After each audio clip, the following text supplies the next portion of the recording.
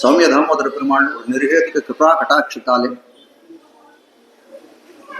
வேதமனைத்திற்கும் வித்துன்னு சொல்லப்படக்கூடிய அந்த திருப்பாவினுடைய அர்த்தங்களை அனுபவித்து வருகிறோம். அந்த ரீதியிலே 10 பாசுரங்களை அனுபவித்தோம்.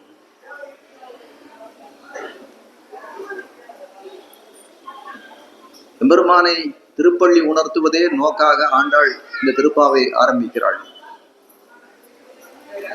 அப்படிப்பட்ட அந்த இறை அனுபவத்துக்கு உசா துணையாக நம்மோடு பெண்கள் பல பேர் இருக்க வேணும்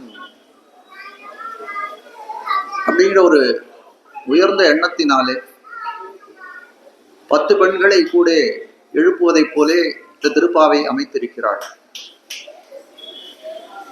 6வது பாசுரம் தொடக்கமாக 15வது பாசுர பரியந்தம் 10 பெண்களை எழுப்புகிறாள் பார்க்கிறோம். அதில் 5 பெண்களுடைய விருத்தாந்தங்களை ஏற்கனவே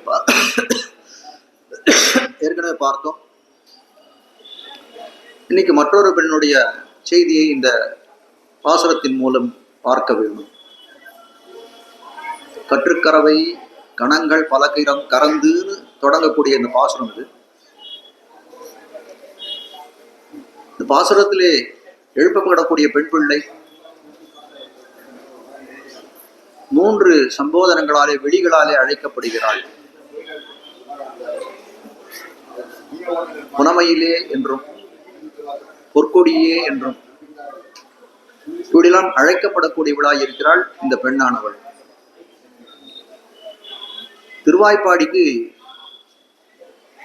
கண்ணன் ஒரு ஊருக்காக ஒரு பிள்ளையாக தோன்றினான்னு தெரிவிக்கிறார்கள். கண்ணன் எப்படி அந்த திருவாய்ப்பாடிக்கு ஊருக்கு ஒரு பிள்ளையாக இருக்கிறானோ அதே மாதிரி இந்த பொற்கொடின்னு சொல்லக்கூடிய பெண்ணானவளும் ஊருக்கு ஒரு பெண்ணாக விளங்குகிறார். அந்த திருவாய்ப்பாடிக்கு ஒரு பெண்ணாக விளங்குகிறாள் காட்டுகிறார்கள். அவளுடைய பருவமும் எப்படிப்பட்டதா இருக்கிறது? கண்ணனோடு சேர்ந்து சுகானுபவம் பண்ணக்கூடிய பருவத்தை உடையவளாய் இருக்கிறாள். அது மட்டும் இல்ல, கீழே தெரிவித்தேன், நம்மை அடைவதுதான் எம்பெருமானுக்கு பேரு. நாம அவனை அடைவது நமக்கு பேரா, அவன் நம்மை அடைவது அவனுக்கு பேரான்னு கேட்கக்கூடிய காலத்திலே நம்மை அடைவதுதான் அவனுக்கு பேர். நாமெல்லாம் அவனுக்கு சொத்து. நாமெல்லாம் சொத்துனா சொத்தை உடையவனா இருக்கக்கூடிய அந்த சுவாமி அவன் தானே. அவன் தானே அதுக்கு கரைய வேணும். அப்ப இந்த பெண் தெரிவிக்கிறாள், அந்த கண்ணனை அடையணுன்றதுக்காக நான் எதுக்கு நோன்பு நோக்கணும்? என்னை அடைய வேணும் அப்படின்னு அவன் நினைத்தானே ஆகி அவன் எனக்காக நோன்பு நோத்து வரட்டுமே அப்படின்ற ரீதியிலே அவள் பேசுகிறாள். நான் எழுந்து வரலன்றான். ஆனா உண்மையில உள்ளத்துக்குள்ள என்ன இருக்குன்னா அந்த கிருஷ்ணனுடைய இடைவீடின்னு அனுபவம் பண்ணக்கூடியவளாய் இருக்கிறாள் அவள் காட்டக்கூடியதார். ராமாவதாரத்திலே அனுமன் ராமனை சந்திக்கிறான். முதல்ல சந்திக்கக்கூடிய காலத்துல பார்க்கிறான் ராமன் எப்படிப்பட்டவனாய் இருக்கிறான்னா சீதையை பிரிந்து ஒரு நொடியும் அவன் தூங்குவதில்லை, நல்ல உணவு உண்பதில்லை, ஒப்பனைகள் எதுவும் செய்து கொள்வதில்லை, சதாசர்வ காலமும் சீதா சீதா சீதா சீதா இதே ஸ்மரணை தான் அவனுக்கு.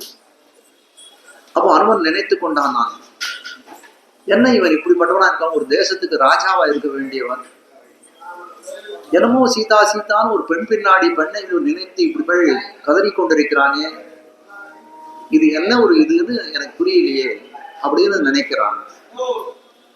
அதே திருவடின்னு சொல்லக்கூடிய அனுமானானவன் லங்கா பட்டணத்துக்கு போறான். அந்த இலங்கையிலே சீதா பிராட்டியை அசோகவனத்திலே சந்திக்கிறான்.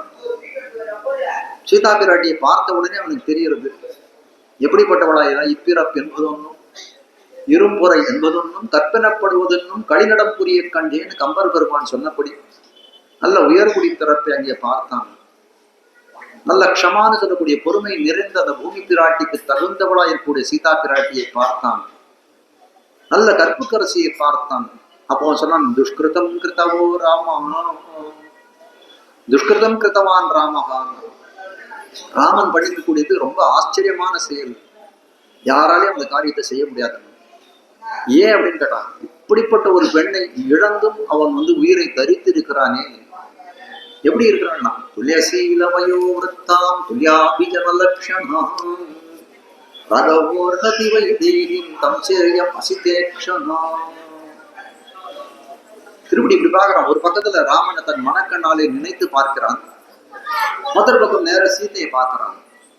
ரெண்டு பேரும் எப்படி பொருத்தமுடையவர்களாய் இருக்கிறார்கள்னு பார்க்கக்கூடிய சமயத்தில் துல்லியசீலமயோ விருத்தாம், அவர்கள் வயது ஒத்த பருவத்தை உடையவர்களாய் இருக்கிறார்கள். விருத்தம்னா நடவடிக்கைகள். நடவடிக்கைகள் பார்த்தா ரெண்டு பேர் நடவடிக்கைகளும் ஒத்த பருவத்தை ஒத்த நடவடிக்கைகளாக இருக்கிறது. லட்சணங்கள், ராஜ லட்சணங்கள் இருவருக்கும் ஒரே ரீதியிலே பொருந்தி இருக்கிறது காட்டக்கூடியதாக. அவளுடைய கண்ணை பார்க்கிறாங்க. சீதேக்ஷனா, கருணையே வடிவெடுத்தவாய். ராமனுக்கே பேரு கருணா காபுஸ்தன்னு ராமனுக்கு பேரு. சீதா பிராட்டி பார்க்கக்கூடிய காலத்திலே அதே மாதிரி அவனுக்கு தோன்றுகிறது. அவள் திறத்திலே, அவள் கண்ணிலே ஒரு காருண்யம் பொழிகிறதுன்னு எல்லாத்தையும் பார்க்கலாம். மீது எல்லாத்தையும் இருக்கட்டும், வயசன் ஒத்தவனா இருக்கான், அது ஆச்சரியப்படுறதில்லை. நடை உடை பாவனைகள் ஒத்தவனா இருக்கான், அது பரவாயில்லை. ஆனா அந்த சீலகுணம்னு சொல்லக்கூடியது அந்த அடியவர்கள் திறத்திலே ஒரு கருணையை காட்டக்கூடியதாய், பிறர்களிடத்தில் உரையற கலக்கக்கூடிய தன்மை ரெண்டு பேரிடத்துல எப்படி இருக்குன்னு பார்த்தா அதுதான் ரொம்ப ஆச்சரியப்படும். ராமனுடைய வார்த்தை என்னன்னா, மித்ரபாவேன சம்பிராப்தம் மத்தியஜேயம் கதஞ்சன். ராமனுடைய சரமஸ்லோகம்னு தெரிவிப்பார்கள். என்னை சரணம் என்று அடையக்கூடிய அடையக்கூடிய என் பக்தனா இருக்கணும்னு அவசியம் இல்லை, என் நண்பனா இருக்கணும்னு அவசியம். மித்ரபாவேன, நண்பன் போல ஒரு பாவனை பண்ணி கொண்டு வந்தான்னு சொல்றாரு. நான் அவனை மத்தியஜேயம் கதஞ்சன், அவனை நான் விடமாட்டேன், அவனை அங்கீகாரம் பண்ணுவேன்னு சொல்றான்.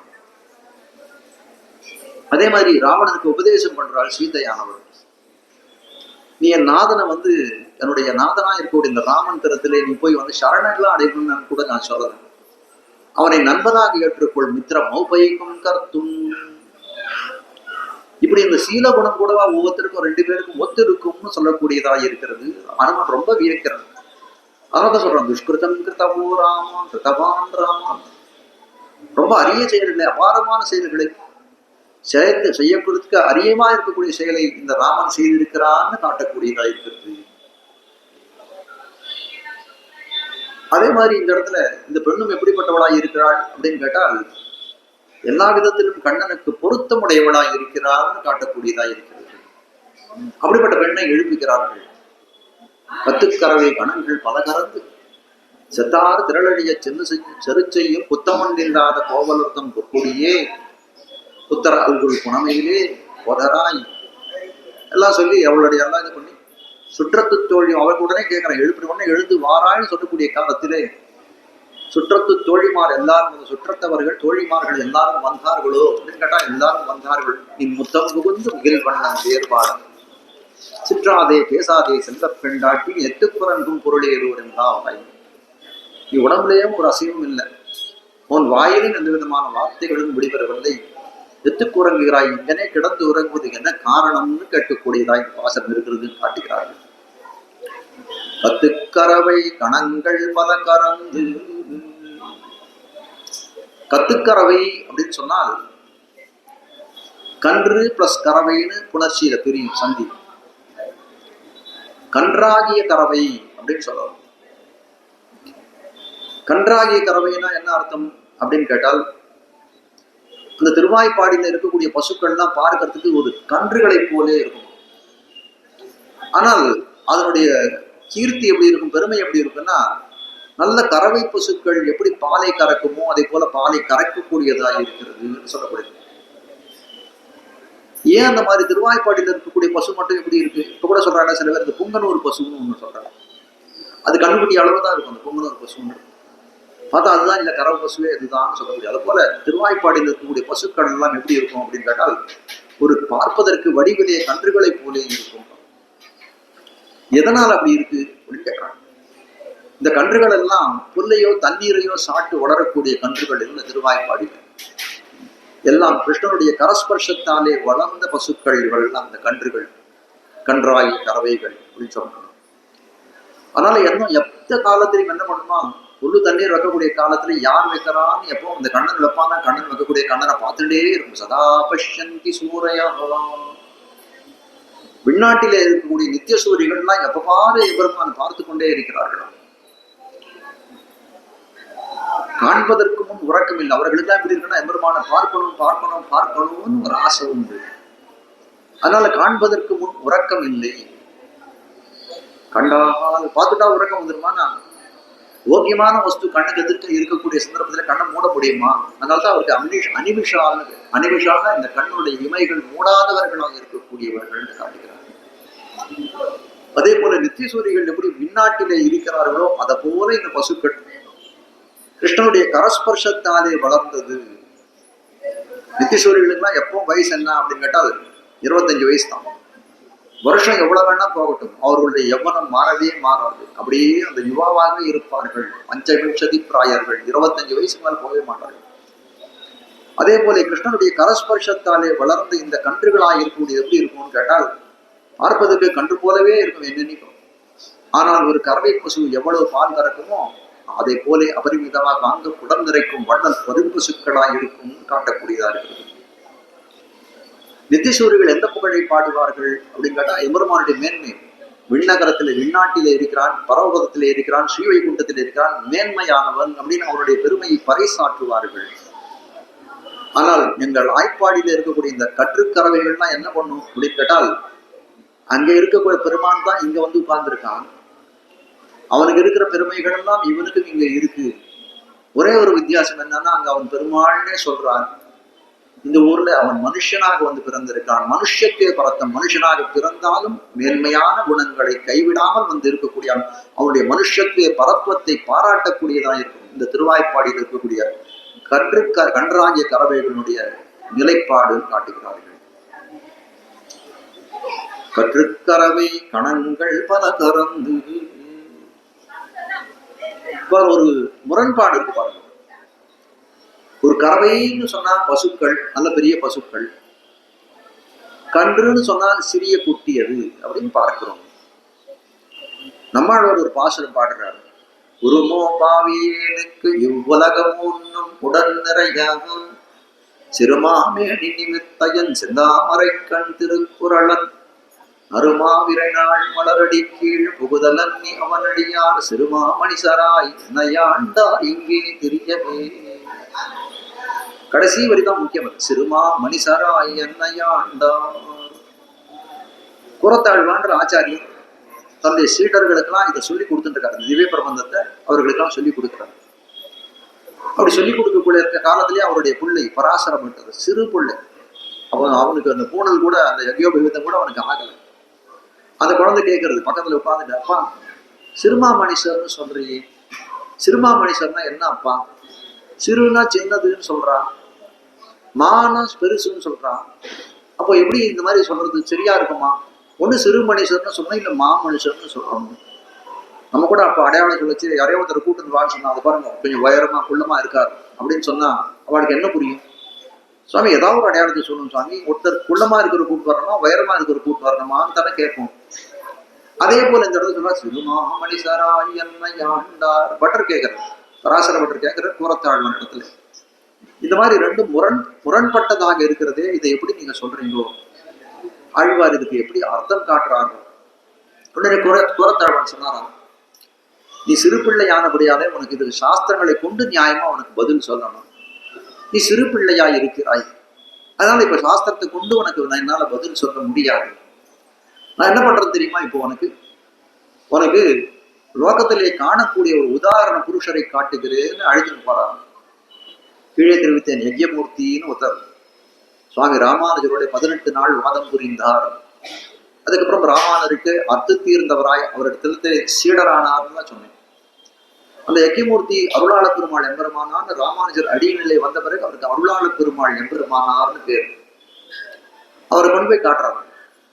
பாத்தியா இந்த சுவாமி எப்படி இருக்க பாத்தியா? இவர் ஞானத்திலே ரொம்ப பெரியவர், அபரிமிதமான ஞானம் படைத்தவர். ஆனால் உருவலை பார்த்தா எப்படி இருக்காரா? ரொம்ப குள்ளமா சின்னவரா இருக்காரு. பார்த்தா இவரா இவ்வளவு ஞானம் படைத்தவரான்னு சொல்லக்கூடிய அளவுக்கு எளிமையா இருக்கு. சிறுமா மணிசரா என்னையாண்டார். சிறுன்னு சொல்றது ஒரு குணத்தை சொல்லக்கூடியதா இருக்குது. பெருமை மாமணிசர் அப்படின்னு திருமணிசர்னு சொல்லக்கூடியது அவருடைய ஆகாரத்தை உருவத்தை சொல்லக்கூடியதா இருக்கிறது. மாமணிசர்னு சொல்லக்கூடியது அவருடைய ஞானத்தை சொல்லக்கூடியது. அதே போல இந்த இடத்துல கன்றுன்னு சொல்லக்கூடியது அதனுடைய உருவத்தை குறிக்கக்கூடியதா இருக்கிறது. கறவைன்னு சொல்லக்கூடியது அது பால் அளிக்கும் தன்மையை சொல்லக்கூடியதாக இருக்கிறதுன்னு காட்டுகிறார்கள் பார்க்கிறோம். கறவை கணங்கள் பல கணங்கள் தெரிகிறார். கணங்கள்னா ஒரு கூட்டத்துக்கு பேர் கணங்கள். திருவாய்ப்பாடியில் இருக்கக்கூடிய பசுக்களுடைய கூட்டத்தை தனித்தனியா எண்ண 1 2 எண்ண முடியும்னா அவங்க எண்ண முடியாது. கணக்குல அடங்காத பசுக்கள் இந்த இடத்துல.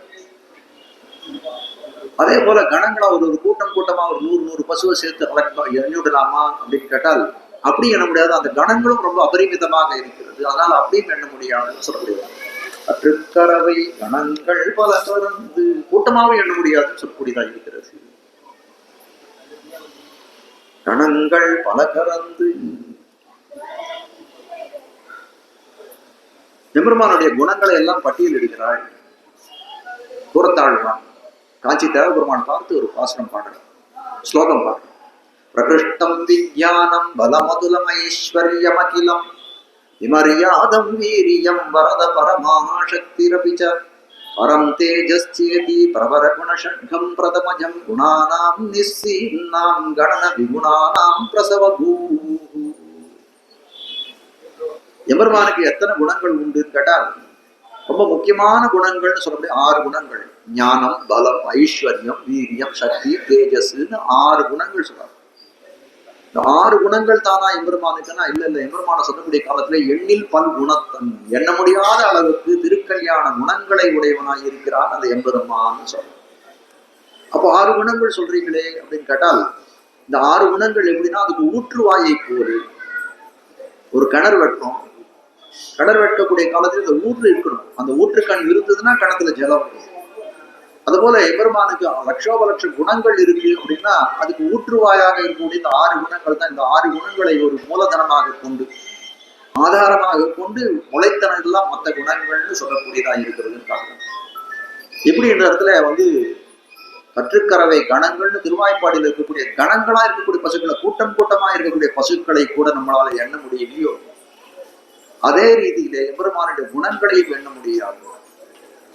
ஆள வந்தார் ஒரு ஆச்சாரியர், அவருடைய ஆச்சாரியர் அவருடைய திருப்பாட்டனார், அவருடைய தாத்தா நாதமுனிகள்னு பேர். அந்த நாதமுனிகளை பத்தி சொல்லக்கூடிய கால நமோ சிந்தியா ஞான வைராகிய ராசையே. சிந்தைக்கும் அவருடைய குணம் எப்படிப்பட்டதுன்னு சிந்தைக்கும் எண்ணுவதற்கே கடினமாக இருக்கணும். அவருடைய ஞானம் இந்த வைராக்கியம் எல்லாம் எப்படின்னா ராசையே, எண்ண முடியாதது. ஒரு ராசி கூட்டமா இருக்குன்னு சொல்றாரு. அதே ரீதியில இந்த இடத்துல திருவாய்ப்பாடியில் இருக்கக்கூடிய பசுக்கள் எப்படிப்பட்டாங்க, கூட்டமா இருக்குது. அந்த கூட்டத்தையும் நம்மாலே எண்ண முடியாததாக இருக்கிறதுன்னு காட்டக்கூடியதாக இருக்கிறது. கற்றுக்கறவை கணங்கள் பல கருந்து கணங்கணமா இருக்கு. ஆயர்பாடியில இருக்கக்கூடியவர்கள் என்ன பண்றாங்க, அந்த கணங்களா இருக்கக்கூடிய பசுக்களை தேடி பிடித்து அதனுடைய பால் கறக்கிறார்கள் சொல்லுகிறார்கள். அப்போ பால் கறக்கிறார்கள்னு சொல்லக்கூடியது எதை காட்டக்கூடியதா இருக்கிறது அப்படின்னா அந்த இடையர்களுடைய கர்மானுஷ்டானத்தை காட்டக்கூடியதா இருக்கிறது. கணரபெருமா சொல்றாங்க கர்மயோகம் கர்மயோகம் கர்மயோகம் முதல்ல சொல்லிடுவாங்க. கீதையில பகவத்கீதையில என்னை அடைவதற்கு வழி, குருக்ஷேத்திர யுத்தத்துல போய் நிக்கிறான் அர்ஜுனன். எதிரி இதுல சேனையூர் பயூர் மத்திய ரதம் ஸ்தாபயமே சுதா.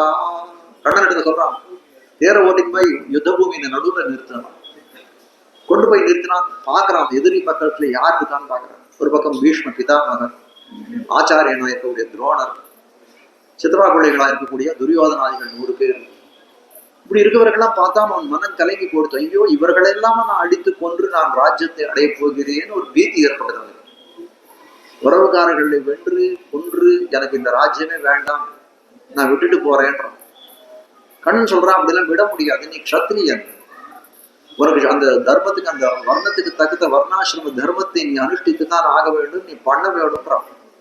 அப்ப கர்மத்தை பண்ணுன்றான். அப்ப அவன் கர்மம்னு சொல்ல முடியாது, இந்த யுத்தத்தை பண்ணணும். இப்படியே சரி கடைசியில என்ன பண்றான், கலங்கி போனவன், கண்ணா நீ எனக்கு ஏதாவது உபதேசம் பண்ணு, நல்லவத்தை உபதேசம் பண்ணுன்னு சொல்லக்கூடிய காலத்திலே கீதோபதேசத்தை ஆரம்பிக்கிறான்.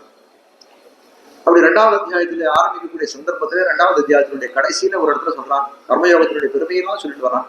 ஆனால் கர்மயோகத்தை விட ஞான யோகமே சிறந்ததுன்னு ஒரே ஒரு வார்த்தையை சொல்லிட்டான். உடனே வந்து அர்ஜுனன் அதை புடிச்சுட்டான். கண்ணா, நீ ஏன் ஞான யோகம் சிறந்ததுன்னு சொல்லிட்டியோ இல்லையோ, நான் ஞான யோகத்தை பண்றேன். ஏன் ஞான யோகம் ஏன் பண்றேன்னு சொல்றேன்னா, இந்த ஞான யோகம் பண்றதுக்கு அனுமதி கொடுத்தால் அவன் யுத்த பூமியை விட்டு ஓடி போயிடுவான். சரி, ஓடி போயிடலான்ற எண்ணத்துல என்ன நினைக்கிறான், நான் ஞான யோகம் பண்றேன். கண்ணன் சொல்றான், இல்லை இல்லை, நீ கர்மயோகத்தை தான் பண்ண வேணும்ன்றான். அர்ஜுன் ரொம்ப கலங்கி போனான். என்னடா இப்படி மாத்தி மாத்தி சொல்றான், நீ ஜாயசி சேத் கர்மணஸ்தே மதா புத்திர் ஜனார்தன தத்தியம் கர்மணி கோரே மாம் நியோகியசி கேசவா. அது கோரமா இருக்கக்கூடியது, ரொம்ப கோரமா இருக்கக்கூடிய இந்த கர்மயோகம்னு சொல்லக்கூடியது. அந்த கர்மயோகத்துல என்னையா வந்து நான் ஆட்பட வேணும்னு நீ நினைக்கிறாய் அப்படின்னு கேட்கிறான். அது மட்டும் இல்ல, புத்தி மோகயசி பமே ததேகம் வத நிச்சித்ய ஏன ஸ்ரேயோ ஸ்ரேயோகம் அவாப்னுயாத். நீ சொல்லக்கூடிய வாக்கியங்கள் எப்படின்னு தெரியுமா? வியாமிஸ்ரேன, மிஸ்ரம்னா எல்லாத்தையும் சேர்த்து சேர்த்து முரண்பட்டதை கர்மயோகம், ஒரு இடத்துல கர்மயோகம் பண்ணுன்ற, ஒரு இடத்துல ஞான யோகம் பண்ணுன்ற இந்த வாக்கியங்கள்லாம், நீ சொல்லக்கூடிய வாக்கியங்கள்லாம் எனக்கு ஒரு மோகத்தை, மயக்கத்தை ஏற்படுத்தக்கூடியதா இருக்கிறது. நிச்சயமா சொல்லு, நான் எதை பண்ணணும், கர்மயோகத்தை பண்ணணுமா ஞான யோகத்தை பண்ணணுமான்னு கேட்கிறேன். அப்போ அர்ஜுனன் சொல்றான், இல்லை இல்லை, நான் தெளிவாக முன்னையே சொல்லியிருக்கேன், ரொம்ப காலத்துக்கு முன்னாடியே சொல்லியிருக்கேன். இந்திரியங்களை ஜெயித்தவனா எவன் இருக்கிறானோ, புலன்களை அடக்கியவன் எவன் இருக்கிறானோ அவன் வந்து ஞான யோகத்தை பண்ண வேண்டும். புலனடக்கம் இல்லாதவன், இந்திரியங்களை கட்டுப்படுத்தாதவன் என்ன பண்ணணும்னா கர்மயோகத்தை பண்ணணும். கர்மயோகத்தை பண்ணா அவனுடைய இந்திரியங்கள் எல்லாம் அடக்கத்து, புலன்கள் எல்லாம் அடக்கத்தில் வரும். அதுக்கப்புறம் அவன் ஞான யோகம் பண்ணலாம்னு நான் ஏற்கனவே சொல்லியிருக்கேன். அதனால திருப்பி திருப்பி என்கிட்ட கேட்காதேன்னு தெரிவிக்கிறான். அது மட்டும் சொல்றான், அர்ஜுனா, இந்த கர்மயோகம் நான் சொல்றேனே, அது உன்னோட மட்டும் போயிடல, நானும் பண்ணக்கூடியவனாதான் இருக்கேன். அந்த கர்மயோகத்தை நானும் பண்ணுகிறேன். அமே பார்த்தஸ்தி கர்த்தவ்யம் திரிஷு லோகேஷு கிஞ்சனா நானாவாப்தம் அவாப்தவ்யம் தயேவ ச கர்மணி. அர்ஜுனா, நீ தெரிஞ்சுக்கோ, நான் சர்வேஸ்வரன், பகவான். நான் அவதாரம் பண்ணி படத்திலே வந்து பிறந்திருக்கிறேன். எனக்கு அவாப்த சமஸ்த காமன்னு பேரு. அவாப்த சமஸ்த காமன்னா எல்லா ஐஸ்வர்யங்களையும் நிரம்ப பெற்றவன், யார் எடுத்து என்னையும் எதிர்பார்க்க வேண்டிய அவசியம் இல்லாதவன், நியந்தா, எல்லாரையும் நியமிக்கக்கூடியவன் நான். அதனால எனக்கு அடைய வேண்டியது இனிமேட்டு ஏதோ ஒரு கர்மத்தை பண்ணி எனக்கு ஏதோ ஒரு ஸ்ரேயஸ், ஒரு நன்மை விளையணுன்றதெல்லாம் ஒண்ணுமே கிடையாது அர்ஜுனா. ஆனால் நான் கர்மா செய்யாத போனேனே, ஆனால் உலகத்தில் இருக்கவர்கள்லாம் என்ன சொல்லுவார்கள், எனக்கு ஆதர்ச புருஷன், முன்மாதிரியா இருக்கக்கூடிய கண்ணன் இந்த கர்மாவை பண்ணலன்னு சொல்லி கர்மாவை விட்டுடுவார்கள் அர்ஜுனா. அதுக்காக நான் கர்மாவை விடுவதில்லை, எனக்கும் கர்மாவை நான் செய்து கொண்டிருக்கிறேன் தெரிவிக்கிறார். கீழே ஆண்டாள் தெரிவித்தால், வையத்து வாழ்வீர்கள் பாசுரத்தில் செய்யாதன செய்யோம். கர்மா என்னென்ன செய்வீர்கள்னா செய்யாதன செய்யோம், செய்யக்கூடாததை செய்ய மாட்டோம் அப்படின்னு அர்த்தம். அங்கே தெரிவித்தேன். என்ன அப்படின்னு கேட்டால், அது சாஸ்திர விகிதமா இதை செய்யன்னு சாஸ்திரம் சொல்லியிருந்தாலும் அது சிஷ்டாச்சாரியர்கள் பெரியவர்களாக இருக்கக்கூடியவர்கள் அதை செய்யலைன்னா அதை செய்ய மாட்டோம்னு சொன்னார்கள். அதேதான் மேலே விவரிக்க போறாள். மேலையாறு செய்வனகள் வேண்டுவன கேட்டியே. நோன்பு புதுசா சொல்றீங்களே, என்னன்னு கேட்க போறான். மாலே மணிவண்ணா மார்கழி நீராடும். மார்கழி நோன்பு, மார்கழி நீராட்டு பண்றீங்களே, மார்கழி நீராட்டம்னா என்னன்னு கேட்கறான். மேலையாறு செய்வனங்கள், நாங்க ஒண்ணு புதுசா பண்ணல, பெரியவர்கள் எல்லாம் பண்ணது. ஆச்சரதி ஸ்ரேஷ்டா ததேவி நரோ ஜனாஹ சயத் பிரமாணம் குருதே லோகா ததனுவர்த்ததே. கடனுவா கீதை சொல்றான். மூணாவது இதே சொல்றான், இதே விஷயத்தை. உங்களுக்கு எதை நீங்க செய்யணும் அப்படின்னு கேட்டா, கர்மம் சொல்றீங்களே, எதுக்கு வந்து நீங்க கர்மத்தை செய்யணும்னா சிஷ்டாச்சாரர்கள், சிஷ்டத்தை அந்த வந்து ஆச்சாரங்களை அனுஷ்டிக்கக்கூடிய பெரியவர்கள் எதை வந்து எந்த ரீதியிலே தங்களுடைய வர்ணத்துவ நடத்தையை வைத்திருக்கிறாங்க, அதே நடத்தையை நமக்கும் கொள்ள வேணும்னு சொல்லக்கூடியது. அப்ப கறந்துன்னு சொன்னதுனாலே கணங்கள் பல கறந்து கர்மயோகத்தை சொல்லக்கூடியதா இருக்கிறது இந்த இடத்துல. ஏன் இதை ரொம்ப அவ்வளவு தெளிவா சொல்றேன் அப்படின்னு கேட்டால், நாளைக்கு கனைத்திலங்கத்தெருமை வாசனத்துல சொல்லக்கூடிய சமூகத்துல, கனைத்திலங்கத்தெருமை கண்ணுக்கிறங்கி நினைத்து முளை வழியே நின்று பால் சோர நினைத்தில்லம் சேராக்கும் செல்வம் தங்கா. நினைத்தில்லம் சேராக்கும் பால்களானது, பசுக்களானது என்ன பண்றதுன்னா பால் அப்படியே பொழியிறது, கன்று வாயிலும் போல, கரப்பவர் கையிலும் போல, அதெல்லாம் வீட்டையெல்லாம் அப்படியே நினைச்சு ஈரமாகிறது அப்படின்னு ஒரு அர்த்தத்தை சொல்ல போகிறார்கள். அப்ப என்ன அர்த்தமாகிறது அப்படின்னு கேட்டால், அந்த கறப்பதற்காக பால் பசு சித்தமா இருக்குது, கறப்பதற்கு ஆள் இல்லாதனால அந்த பசுவானது பாலை குடித்து அந்த இல்லத்தை எல்லாம் சேராக்குகிறதுன்னு சொல்லப்படுது. அப்போ இந்த இடத்துல கர்மயோகத்தை பண்ணுகிறான்னு காட்டுகிறார்கள், இந்த இடத்துல கர்மயோகத்தை பண்ணலன்னு காட்டுகிறார்கள். இப்போ இந்த பாசுரத்துல கர்மயோகத்தை ஏன் பண்ணணும்னு சொல்லிட்டார்கள். அப்போ கர்மயோகத்தை விட்டவன் ஏன் விட்டான், விட்டதுனால அவனுக்கு என்ன நன்மை தீமை, அதை நாளைக்கு பார்க்கணும்னு சொல்லப்படுகிறது. 10 கறவை கணங்கள் பல கறந்து செத்தார் திரளடிய சென்னு செரு செய்யும். செற்றார் அப்படின்னா சத்ருக்கள், விரோதிகளுக்கு பேர் செற்றார்னு பேர். யாருக்கு சத்ருக்கள் அப்படின்னு கேட்டா இந்த கோபாலர்களுக்கு சத்ருக்கள், விரோதிகள். இப்போ இந்த கோபாலர்கள்லாம் ரொம்ப சாதுக்களாச்சு, அவர்களுக்கு கூட விரோதிகள் உண்டா அப்படின்னு கேட்டா உண்டு. அவருக்கு நேர யாருக்கும் விரோதம் கிடையாது. கண்ணனுடைய மேன்மையை பொறாமல் யார் கண்ணன் திறத்திலே பொறாமைப்படுகிறார்களோ, அவனிடத்துல விரோத பாவத்தை காட்டுகிறார்களோ, அவர்களெல்லாம் இந்த கோபாலர்களுக்கு சத்துருக்கள், விரோதிகள்னு சொல்லக்கூடியதாக இருக்கிறது. நமக்கு எல்லாம் தெரியும், லட்சோப லட்சம் வானர வீரர்கள் ராம சைன்யத்திலே போய் ராவணனோட சண்டை போட்டார்கள். அப்போ ராவணன் அவர்கள் என்னவா கருதினாலும் எதிரியாகத்தானே கருதினோம், அதனாலதான் சண்டை போட்டாங்க. ராவணனுக்கும் இந்த வானரங்களுக்கும் நேர ஏதாவது விரோதம் உண்டா அப்படின்னு கேட்டா ஒரு விரோதமும் கிடையாது. ஆனால் அப்படி இருக்கக்கூடிய சந்தர்ப்பத்தில கூட அவர்களுடைய யுத்தம் பண்ணார்கள். ராமராவண யுத்தத்திலே இந்த வானரங்கள் எல்லாம் பெரும் பங்காற்றினார்கள்னா காரணம் என்ன அப்படின்னா, நாதனாக சுவாமியா இருக்கக்கூடிய ராமச்சந்திரன், அந்த ராமச்சந்திர மூர்த்திக்கு எதிரியாய் விரோதியாய் விளங்குகிறான் இந்த ராவணன். அவனுக்கு விரோதி நம்மளுடைய விரோதின்னு சொல்லக்கூடியதாக இருக்கிறது அப்படின்னு காட்டுகிறார்கள். எம்பெருமானே கண் கீதையில தெரிவிக்கிறான், பரித்ராணாய சாதுனாம் விநாசாய சதுஷ்கிருதாம் தர்ம சம்ஸ்தாபனார்த்தாய சம்பவாமி யுகே யுகே. 3 காரணங்களுக்காக நான் அவதாரம் பண்றேன். ஒண்ணு, சாதுக்களை பரித்ராணம் காப்பதற்காக வருகிறேன். மற்றொன்று, துஷ்கிருத் விநாசனம் தீயவர்களை தொலைப்பதற்காக வருகிறேன்.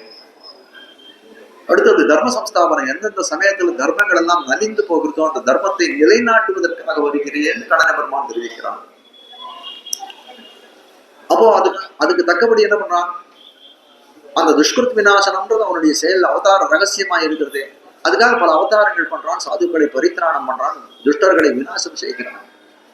இப்ப துஷ்டர்களை விநாசம் செய்கிறான்னா அவர்களுக்காக கண்ணனுக்கு ஒரு விரோதம் இருக்குது. கண்ணனுக்கு யார் விரோதி, எம்பெருமானுக்கு யார் விரோதி அப்படின்னு கேட்டால், அந்த பக்தர்கள் பாகவதர்களுக்கு அடியவர்களுக்கு யார் யார் விரோதியோ அவர்கள் எல்லாம் கண்ணனுக்கும் விரோதின்னு சொல்லக்கூடியவர்கள். கம்சன் எல்லாரும் தெரியும், கண்ணனுடைய மாமா. பிறந்த காலத்தோடி கண்ணனை ஒழிக்க வேணும்னு நினைக்கக்கூடியவன். பெரியாழ்வார் ஒரு பாசனம் பாடுகிறார், தீய புத்தி கஞ்சனும் மேல் சினமுடையன் சோர்வு பார்த்து. தீய புத்தி பொருந்தியவனா இருக்கக்கூடிய கம்சனானவன் எப்படி இருக்கான்னு ரொம்ப சினமுடையன், கோபமுடையவனா இருக்கிறான். எந்த சந்தர்ப்பத்திலையும் உனக்கு ஒரு தீமையை விளைக்க வேணும்னு அதையே நினைத்து கொண்டிருக்கிறான். இல்லைன்னா ஒரு பிறந்த குழந்தை அதை கொல்லணும்னு நினைக்கிறான். மக்கள் அறுவரை கல்லிடை மோத இழந்தவள் தன் வயிற்றில் சிக்கன வந்து பிறந்து நின்னாய் திருமாலிருச்சோலை எந்தாய். கண்ணனுக்கு முன்னாடி 6 குழந்தைகள் பிறந்து தேவகிக்கு. 6 குழந்தைகளை என்ன பண்ணான்னா ஒரு கல்லிலே அடித்து ஈவிரக்கமின்றி கொன்னான் கம்சன் பார்க்கிறார்கள். அப்போ கண்ணன் திறத்திலே அந்த கம்சனுக்கு இயற்கையாக ஒரு விரோதாபாசம் அமைந்திருக்கிறதுன்னு பார்க்கிறோம். அப்போ கண்ணனுக்கு விரோதி அப்படின்னா இந்த கோபாலர்களுக்கு எல்லாம் விரோதி அவன் அப்படின்னு சொல்லக்கூடியது. நம்மாழ்வார் பாடுகிறார் கம்சனை பத்தி பாடக்கூடிய சந்தர்ப்பத்திலே, சாது சனத்தை நலியும் கஞ்சனை சாதிப்பதற்கு ஆதியஞ்சோதி உருவை அங்கு வைத்திங்கு பிறந்த வேத முதல்வன். கண்ணன பெருமான் எதுக்காக தோன்றினான் அப்படின்னு கேட்கக்கூடிய காலத்திலே சாது ஜனங்களை எல்லாம் நலிவதற்காக தோன்றினான். சாது ஜனங்களை நலிவதற்காக, சாது ஜனங்களை நலியக்கூடிய கம்சனை நலிவதற்காக கண்ணன பெருமான் தோன்றினான். படிக்கலாம், சாது ஜனங்களை எல்லாம் நலியக்கூடிய கம்சனை நலிவதற்காக கண்ணன பெருமான் தோன்றினான்னு சொல்லக்கூடியது. அப்ப கம்சன் அடியவர்கள் பாகவதர்கள் பக்தர்கள் எல்லாம் அவன் விரோதிக்கிறான். அப்போ கண்ணனுக்கும் அவன் விரோதி. அப்போ கம்சன் சொல்லக்கூடியவன் பரஸ்பரமா எம்பெருமானுக்கும் விரோதி, அடியவர்களுக்கும் விரோதின்னு சொல்லக்கூடிய விரோதாபாசத்தை உடையவனாக இருக்கிறான். அதனால என்ன பண்றான், கண்ணன பெருமான் அவனை முடித்தான் அப்படின்னு சொல்லக்கூடியதா இருக்கு. மகாபாரத யுத்தம் நடக்கிறதுக்கு முன்னாடி என்ன பண்றான் கண்ணன், தூது போகிறான். எப்படியாவது ஒரு பாதி ராஜ்யமாவது இவர்களுக்கு, இந்த பாண்டவர்களுக்கு பெற்றுக் கொடுக்க வேணும் அப்படின்ற ஒரு எண்ணத்தோட தூது போறான். தூது போறவன் என்ன பண்றான், நேர போயிட்டு அந்த விதுரன் ஒரு அமைச்சர் இருக்கான், ரொம்ப மதியோகி. விதுரஸ்ய மகாமதிகின்னு ஆச்சாரியர்கள்லாம் தெரிவிக்கிறார், ரொம்ப மதி படைத்தவன். அந்த விதுரன் வீட்டுல போறான். ஆனால் அவன் விதுரனுக்கு ஒரே ஒரு இது என்னன்னா, இவர்களெல்லாம் ஒரு இந்த ராஜபத்னிக்கு பிறந்தவர்கள், விதுரன் ஒரு வேலைக்காரிக்கு பிறந்தவன். அப்பா ஒண்ணுதான், அம்மா வேற. அதனால ஒரு குலத்தாழ்வு, அவனுக்கு குலத்தாலே தாழ்வு சொல்லி கொண்டிருந்தாங்கன்னா மகா ஞானி, எம்பெருமான் திறத்திலே அதீதமான பக்தி உடையவன். கண்ணன் பெருமான் அவர் வீட்டுக்கு போயிட்டார். போயிட்ட உடனே பாக்குறான், கையும் ஓடல காலும் ஓடல, சிறிய குடிசை இருக்குது. கண்ணனுக்கு போடுறதுக்கு மன கூட இல்லை. வீட்டுல வந்து அந்த பணம் ஓலை வச்சிருக்காங்க. அந்த பணம் ஓலையை பாய போல போட்டு தடவி தடவி பார்க்கலாம். கண்ணன் கேட்கிறாரு, விதுரா எதுக்கு அந்த தடவி தடவி பார்க்கறாங்க? இல்ல இல்ல, துரியோதனுடைய உப்பை உண்டு வளர்ந்தவன் நான், அதனால உனக்கு ஏதாவது ஆணி ஈடி வச்சுட்டானா என்னையும் மறந்து, அதுக்காக தடவி பார்க்கிறேன் கண்ணா. அவ்வளவு கண்ணன் திறத்திலே அப்படிப்பட்ட அன்பை உடைத்தவனாய் இருந்தான் விதுரன் சொல்ல முடியும். இந்த விதுரன் ஏதோ பழங்கள் ஏதோ கொடுத்தான், அதெல்லாம் கண்ணன் சாப்பிட்டான். நேர அந்த துரியோதனுடைய சபைக்கு அப்புறம் தான் போறான், தூதுக்கு போறான். போகக்கூடிய காலத்துல என்னன்னா நல்லா ஏப்பம்லாம் பண்றாங்க. சாப்பிட்டவன் வந்து ஏப்பம் வரங்க, அது போல ஏப்பம்லாம் பண்றாங்க. என்ன கண்ணா சாப்பிட்ட போல இருக்கே அப்படின்னு கேட்டான். ஆமாமா சாப்பிட்டு தான் வந்தேன். எங்க சாப்பிட்டான்னு கேட்டான். விதுரனுடைய திருமாயனை தான் சாப்பிட்டேன், வேற எங்க சாப்பிடுவேன்? பீஷ்ம துரோண அதிக்ரம்ய மாம் செய்வ மதுசூதனா புக்தம் விஷல போஜனம். பீஷ்மர், பிதாமகர் பீஷ்மர் தர்ம நெறியிலே நடக்கக்கூடியவர், அவரை விட்டார். அவர் வீட்டுக்கு போய் நீ சாப்பிடல. துரோணாச்சாரியர் சொல்லப்பட்ட அந்த மரபில வந்தவர், எல்லாருக்கும் ஆச்சாரியர் இருக்கக்கூடியவர், அவர் வீட்டையும் விட்டா அங்கேயும் போய் நீ சாப்பிடல. ரெண்டு பேரையும் அதிக்கிரமணம் பண்ணார். நானும் இந்த நாட்டுக்கு ராஜனா இருக்கிறேன், என்னுடைய அரண்மனையெல்லாம் வந்து சாப்பிட்டுருக்கேன், அதுவும் சாப்பிடல. புக்தம் விஷல போஜனம். ஒரு தாழ்ந்தவனாக விதுரன் வீட்டுல போய் நீ சாட்டியே தெரிவிக்கிறான். கண்ணன் உடனே சொல்றான், துஷதன்னம் போக்தவ்யம் துஷப்தம் நைவ போஜயே. நீ ஏன் போய் சொல்றேன்னு கேட்கணும். துஷதன்னம் போக்தவ்யம் துஷப்தம் நைவ போஜயேத். அது சொன்னானா, நான் எதிரிகள் வீட்டுல சாப்பிட மாட்டேன், எதிரிகளுக்கு சாப்பாடு போட மாட்டேன், இதுதான் என்னுடைய கொள்கை. நான் துரியோதனன் கேட்டானா, நான் என்ன கேட்டேன், நீ என்ன பதில் சொல்ற? நீ இவன் வீட்டுல விதுரன் வீட்டுல ஏன் சாப்பிட்டேன்னு நான் கேட்டேன். நீ என்ன எதிரிகள்னு பேசுற? யார் உனக்கு எதிரி? யார் உனக்கு எதிரி? பாண்டவான் துஷசேராஜன் துஷசேராஜன் மம பிராணாதி பாண்டவா. நீதான் எனக்கு எதிரி. நான் உனக்கு என்ன வந்து விரோதம் பண்ணணும்? பாண்டவான் துஷசேராஜன் மம பிராணாதி பாண்டவர்களா என்னுடைய உயிர்நிலையை போனவர்கள். அந்த பாண்டவர்களுக்கெல்லாம் நீ எவ்வளவு வந்து தவறான காரியங்கள்லாம் செய்யற. அதனால பாண்டவர்களுக்கு எதிரியா இருந்தால் அவர்கள் எனக்கும் எதிரிதான் அப்படின்னு சொல்லக்கூடியார்கள். சற்றாகார திறன் அழிய சென்று திருச்செய்யும். அதனால எம்பெருமானுக்கு விரோதி யாருன்னு கேட்டால் அடியவர்களுடைய விரோதி அவனுக்கு விரோதி. அடியவர்களுக்கு யார் விரோதினா எம்பெருமானுக்கு யார் விரோதியே, அவர் யார் விரோதியோ அவர்கள் தான் விரோதின்னு சொல்லக்கூடியதாக. சற்றாகார திறனடிய கம்சன் என்ன நினைச்சிருந்தான்னா, இருக்கட்டுமே சிவன் பெரிய ஒரு தேவதைன்னு சொல்றீங்க, பிரம்மான்னு சொல்றீங்க, இந்திரன்னு சொல்றீங்க, ஈஸ்வரன் சொல்றீங்க, எல்லாரும் எனக்கு நிகரானவர்களா அப்படின்னு செருக்கு கொண்டு தெரியக்கூடியவனா இருக்கிறான் கம்சன். இப்படிப்பட்ட கம்சனை அழியும்படி, சற்றாறு திருவழியன்னா இப்படிப்பட்ட இந்த கம்சனுடைய செருக்கு அழியும்படி அவர்களிடத்திலே சென்று முடிக்கக்கூடியவர்களாக முடிந்து போவாங்க. சற்றாகார திறனழிய சென்று சிறு செய்யும். அவருடைய வீரம் எப்படிப்பட்டதா இருந்தா, எதிரிகள் வந்து நம்ம இடத்திலே போர் செய்தால் சண்டையிடுவோம்னு ஆறி இருக்க மாட்டார்கள்.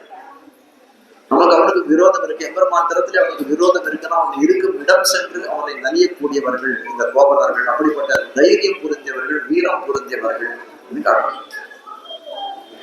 எப்படின்றார்? அபியாதம் பிரகர்த்தாச்ச சேனானய விஷாரதவா ராமநாதன் எப்படி போர் நடத்துவான்னா தானே போரை என்ன வியூகங்கள் வகுக்கணுமோ அதே வகுப்பான்.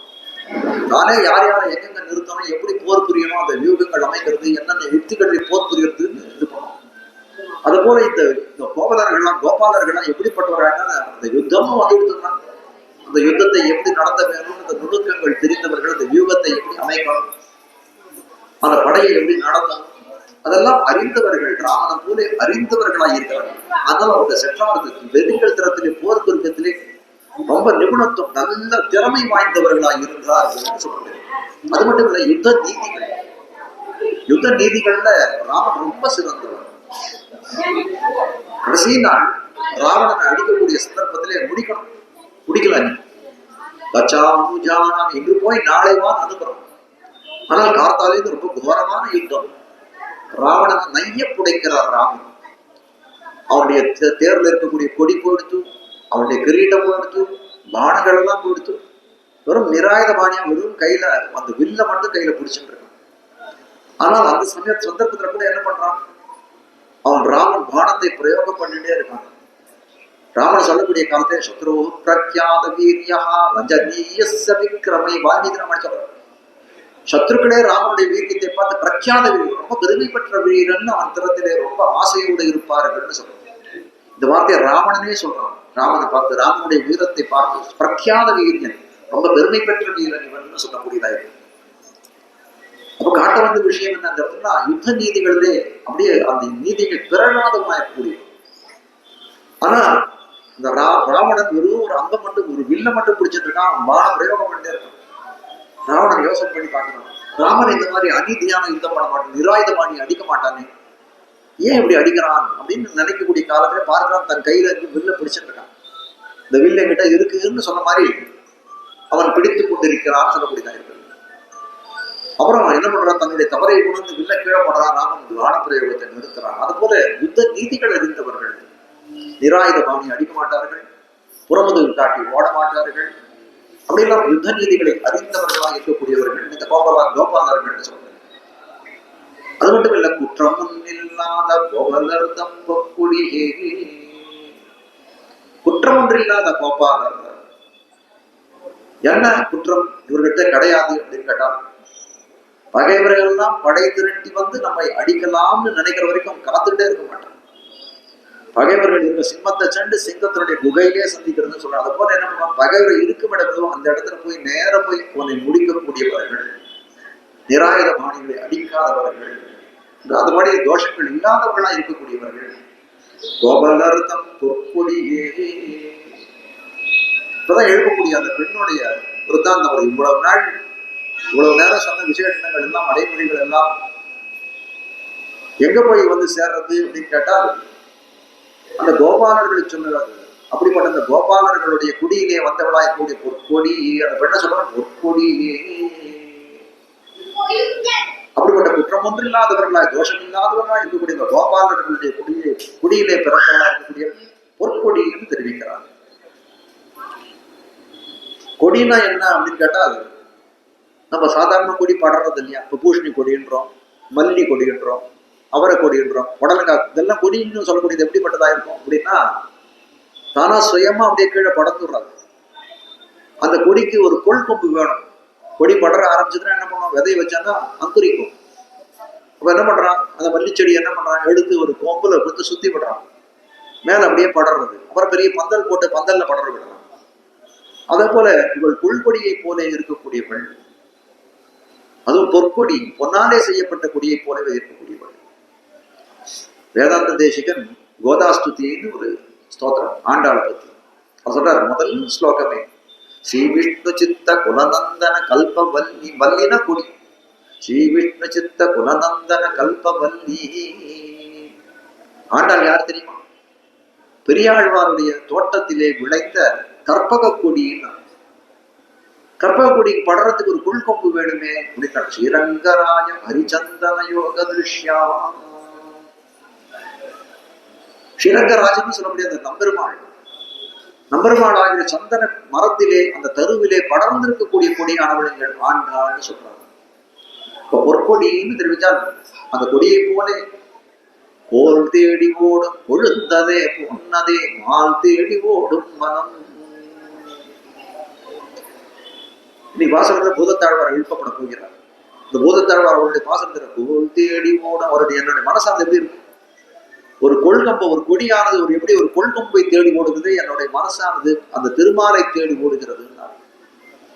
அப்போ அந்த கொள்கொடின்னு சொல்ற அந்த கொடின்னு சொல்றதற்கேற்ப எம்பெருமான இடத்திலே அப்படியே படர வேணும்ன்ற அந்த ஒரு ஆசை உடைத்தவளாய் இருக்கிறாள். அதுக்கு தக்க பருவத்தை உடைத்தவளாய் இருக்கிறாள் சொல்லக்கூடியதாய் இருக்கிறது. அப்படிப்பட்ட நீ என்ன பண்ணணும்? நீ எழுத்து வர வேணும் என்றார். கோமலர்தம் பொற்குடியா இருப்பவளே எம்பெருமானை அடைய வேணும். நம்மளாம் நம்மளுடைய உத்தேசம், நம்மளுடைய கொள்கை அதுதானே. அதனால நீ எழுந்து வர வேணும் அப்படின்னு தெரிவிக்கிறார்கள். ஜனகானாம் குலே கீர்த்திம் ஆஹரிஷ்யதி மே சுதா சீதா பக்தாரம் ஆசாத்ய ராமம் தசரதாத்மஜம். ஜனகன் கண்டெடுத்த பெண் சீதா ஒரு யாகசாலையை உழறான். உழக்கூடிய சந்தர்ப்பத்திலே அந்த உழுப்படை, அந்த படைச்சாலிலே அந்த உழறாள். அந்த உழக்கூடிய அந்த யந்திரத்திலே கடைத்து தட்டி கீழேந்து கடைத்தவள் சீதா பிராட்டி. ஆனால் அவனுக்கு என்னன்னா, ஜனகனுக்கு நல்ல கர்மயோகத்துல சிறந்தவன்னு பேர். அதனால அவனுக்கு எது மேலேயும் பிடிப்பே கிடையாது. தன் ராஜ்யம், தன் சொத்து, யான் எனதுன்னு அந்த அகங்காரம் மமகாரங்கள் எதுவுமே அற்றவனாக இருந்தான். ஆனால் அவனுக்கு ஒரே ஒரு பிடிப்பு உண்டு வாழ்க்கையில. எழுன்னு கேட்டா சீதா பிராட்டி என்னுடைய பெண்ணுன்னு நினைக்கிறான். எம் சீதா கல்யாணம் பண்ணி கொடுக்குறான் ராமனுக்கு. கல்யாணம் பண்ணி கொடுக்க காலத்துல சொல்றான், எம் சீதா மமசுதா சகதர்மச்சரீதமா. எம் சீதா, இந்த பெண்ணான சீதா இருக்காளே, மம சுதா என்னுடைய பெண்ணுன்றான்.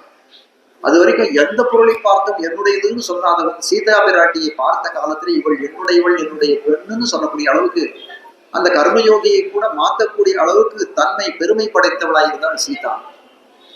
கல்யாணம் ஆச்சு சொல்றோம். ஜனகானாம் உதய கீர்த்தி ஆஹரிஷ்யதி மே சுதா.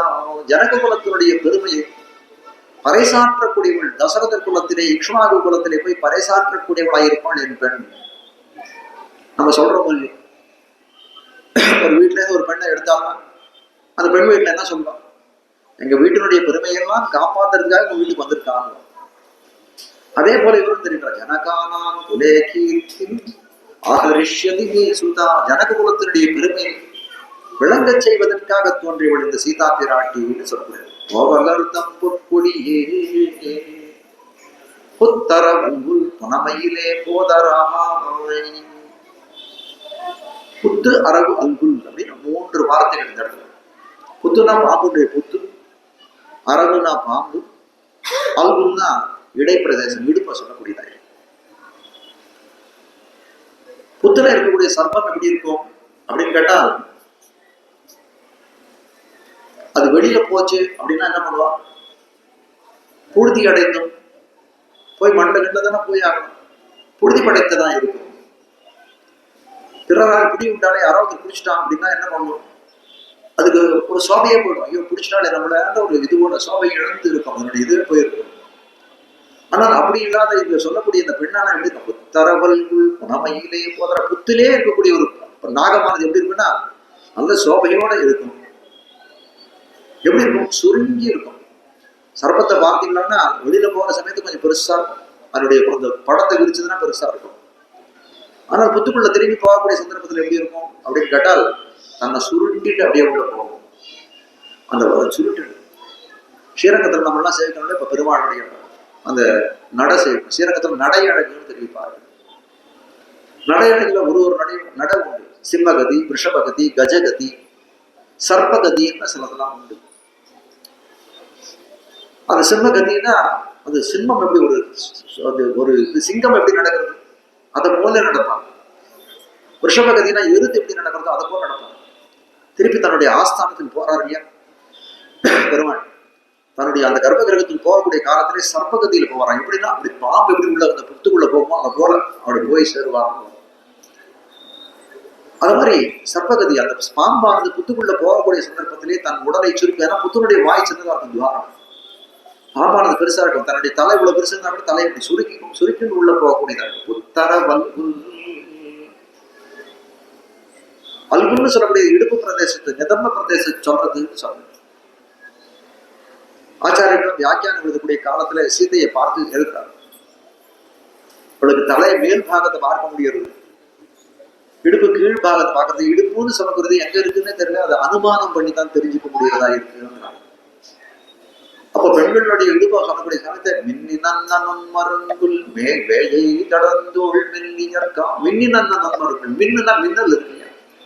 மின்னல் எப்படி இருக்கும்? வெளிச்சின்ன அடி போடுது. மின்னணைய முன்னிடையார் ஒரு பசியும் மேனகையும், மின்னலை போல இடைன்னு தெரிவிப்பார்கள். அப்போ அவ்வளவு சின்னதா சிறிது காலமே இருக்கக்கூடியதா இல்ல ரொம்ப சின்னதா இருக்கக்கூடியதா இருக்கிறது. உத்தரவல்குல் புனமையிலே மோதராய். அல்குல்னா இடுப்பு நிதம்ப பிரதேசம் சொன்னதுன்னு சொன்னேன் இல்லையா? இப்போ வெளியில எழுப்ப வந்திருக்கக்கூடியவர்கள் எல்லாம் பெண்களாய் இருக்கிறார்கள். உள்ள சயனித்துக் கொண்டு கூட படுத்துக் கொண்டு கூட அவளும் பெண்ணா தானே இருக்கிறாள்.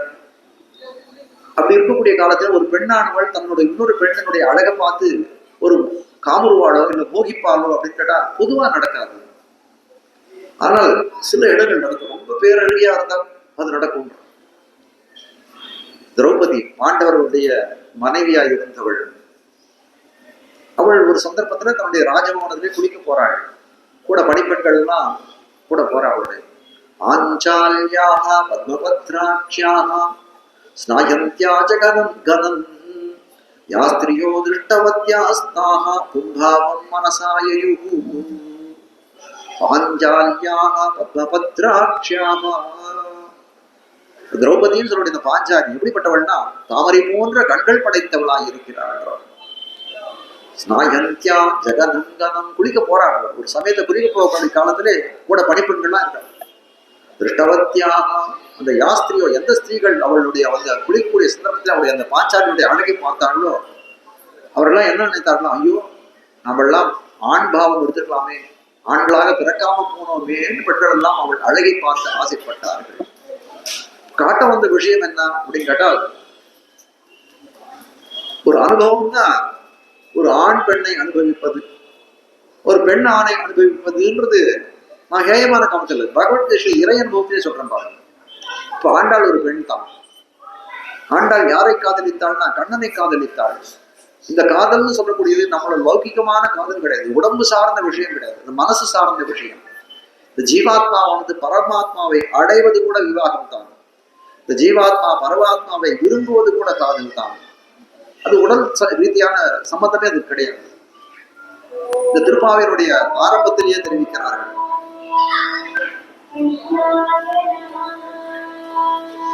இந்த திருப்பாவையினுடைய ஆரம்பத்திலே தெரிவிக்கிறார்கள் என்ன அப்படின்னு கேட்டால், ஆண்களை காண்கள் ஆண்கள் காமுருகை மேட்டுமடையாயிருக்கின்றார். ஆழ்வார்கள்லாம் இருக்கிறார்கள், அவர்கள் எல்லாம் இயற்கையாகவே குமார்கள் ஆண்களா இருக்கிறார்கள். ஆனால் அவர்கள் எம்பெருமானை பார்த்து அவர்கள் தன்னுடைய பக்தியை தெரிவிக்கிறார்களே, காதலை தெரிவிக்கிறார்கள். என்ன அப்போ ஆண்களை பார்த்து ஆண்கள் தெரிவிக்கக்கூடிய அந்த பக்தியானது ஈடுபடாது மேட்டுமடை. கீழே இருந்து மேல தண்ணி போகுமா? போகாதே. பெண்கள் ஆண்களை அனுபவித்தால் ஆண்டாள் இப்ப பெருமாள் அனுபவிக்கிறான்னா எப்படி இருக்கும்? சுவாபாவிகமா அவள் இயற்கையாகவே ஒரு பெண் தன்மை வாய்த்தவளாக இருக்க ஒரு ஸ்திரீயா இருக்கிறாள். அவள் எபெருமானை அவன் திறத்திலே பக்தி பண்றாள், பக்தியாகிற காதலை செய்கிறாள்னா அது எப்படி இருக்கா? வள்ளமடை போலே இருக்கும். மேலே இருந்து தண்ணி கீழே விழுந்ததுன்னா எப்படி விழும்? ஒரு அருவிலேருந்து தண்ணி விழுறது எவ்வளவு சுலபமா விழும். அதை போல அந்த காதலானதுன்னு தெரிவிக்கிறார்கள். அப்போ பாஞ்சாலியை பார்க்கக்கூடிய காலத்திலே அந்த பெண்கள் எல்லாம் என்ன பண்ணாங்க, நாம் வந்து என்ன நாங்கெல்லாம் அந்த ஆண்களாக பிறக்காது போனோமே தெரிவிக்கிறார்கள். ராமனுடைய அழகு அப்படிதான் இருக்கு. வால்மீகி பகவான் இருக்க சித்தாபகாரினம், ஆடவர்களுடைய கண்ணையும் ஹிருதயத்தையும் பறிக்கக்கூடியவனா இருக்கிற ராமனுடைய அழகுன்றார். அது என்ன ஆடவர்களுடைய அழகு? ஆடவர்களுடைய கண்ணையும் சித்தத்தையும் பறிக்கிறதா, அப்ப பெண்களுடைய சித்தத்தை பறிக்காதான்னு கேட்டா சொல்றா, இல்ல இல்ல, ஆண்களுடைய சித்தத்தையே பறிக்கக்கூடியதா இருந்தா பெண்களுடைய சித்தத்தை ஏன் பறிக்காதது? கைமுதிக நியாயம்னு தெரிவிக்கிறார்கள், தண்ட பூபிகா நியாயம்னு தெரிவிக்கிறார்கள். ஒரு சுவாமிக்கு சன்னதிக்கு வந்தார், ஒரு கோயிலுக்கு வந்தார். வந்தா ஒரு அப்பத்தை கொடுத்தாங்க. அப்பத்தை எடுத்து ஒரு தடியில, தன்னோட தடியில கட்டி வச்சுட்டார். வீட்டுல பெரிய எலி தொல்லை, நாளைக்கு சாப்பிடலாம்னு நினைக்கிறார். எலி வந்து என்ன பண்ணுது, நல்ல பசி அதுக்கு. அந்த தண்டத்தையும் எடுத்து கொடுத்து, அவர் தண்டம்னா அவருடைய தடி வச்சிருக்காரு வாக்கிங் ஸ்டிக், அந்த மர ஸ்டிக்கையும் சாப்பிட்டு கொடுத்து, அதை வச்சிருந்த அப்பத்தையும் சாப்பிட்டு கொடுத்து. மறுநாள் காத்தால் தன் மனைவியை போய் கேட்கிறார், அந்த இதுல ஒரு அந்த தண்டத்துல இது அப்பத்தை கட்டி வச்சிருந்தேன், அதை எடுத்துட்டு வரணும். அவ போய் பார்க்கலாம், ரூம்ல பார்த்தா ஒண்ணுத்தையுமே காணும், தண்டத்தையும் காணும், அப்பத்தையும் காணும். அவ சொல்றா வந்து அங்க தண்டத்தையே காணும், தண்டத்தையே எலி தின்னு கொடுத்து போல இருக்காங்க. அவர் கேட்டாரா, அப்பா இருக்கான்னு கேட்டார். வந்த எலிக்கு அவ்வளவு பசி, தண்டத்தையே தின்னு கொடுத்தா அப்பா அதுல இருக்குமா என்ன, அப்பவும் சேர்ந்து போயிருக்குதான். அது போல ஆடவர்களையே மயக்கக்கூடிய அழகு படைத்தவன் ராமன் அப்படின்னு சொன்னார். பெண்கள் மயக்க மாட்டார்களா என்னன்னு சொல்லக்கூடியதாக இருக்கிறது.